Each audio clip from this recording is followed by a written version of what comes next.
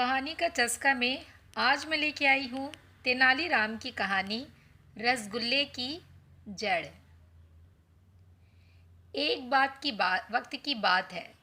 एक बार राजा कृष्णदेव राय के राज्य में दूर देश ईरान से व्यापारी आता है।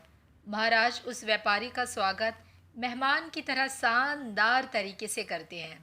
वह मेहमान के लिए तरह तरह के पकवान और स्वादिष्ट भोजन बनवाने का आदेश देते हैं।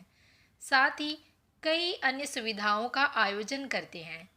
एक दिन महाराज के रसोइये ने सेक व्यापारी मेहमान के लिए रसगुल्ले बनाए। जब सेक व्यापारी ने रसगुल्ले खाए तो उसे बहुत स्वादिष्ट लगे। उसने महल में मौजूद लोगों से रसगुल्ले की जड़ के बारे में पूछा। यह सुनकर रसोइया समेत महल के कई लोग सोच में पड़ जाते हैं। सेक व्यापारी की मांग के बारे में महाराज को जानकारी दी जाती है। फिर महाराज बिना देर किए अपने सबसे चतुर मंत्री तेनालीराम को बुलाते हैं और सारी बात बताते हैं।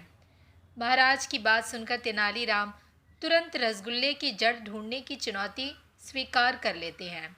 वो महाराज से एक कटोरे और छुरी की मांग करते हैं। साथ ही एक दिन का समय भी मांगते हैं। फिर अगले दिन महाराज की भरी सभा में तेनालीराम कटोरे में रसगुल्ले की जड़ लेकर आ जाते हैं।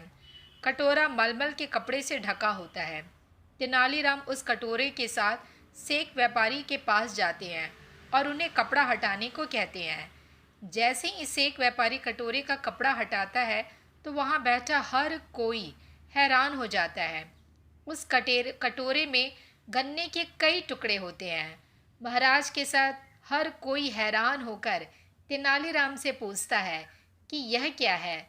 बुद्धिमान और चतुर तेनालीराम अपनी बात रखते हुए सभी को समझाते हैं कि कोई भी मिठाई चीनी से बनती है और चीनी को गन्ने के रस से बनाया जाता है, इसलिए रसगुल्ले की जड़ गन्ना है। तेनालीराम की यह बात सुनकर सभी हंस पड़े और खुश होकर तेनालीराम के बात से सहमत भी हुए।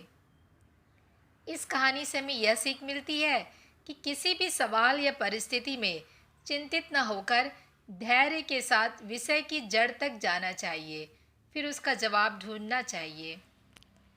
फिर मिलूंगी आपसे एक नई कहानी के साथ। ऐसी ही और कहानी सुनने के लिए इस चैनल को सब्सक्राइब करना ना भूलें। या आप अगर कोई तेनालीराम के अलावा कुछ कहानी सुनना चाहते हैं तो आप मुझे मैसेज कर सकते हैं। फिर मिलूंगी, तब तक के लिए बाय बाय।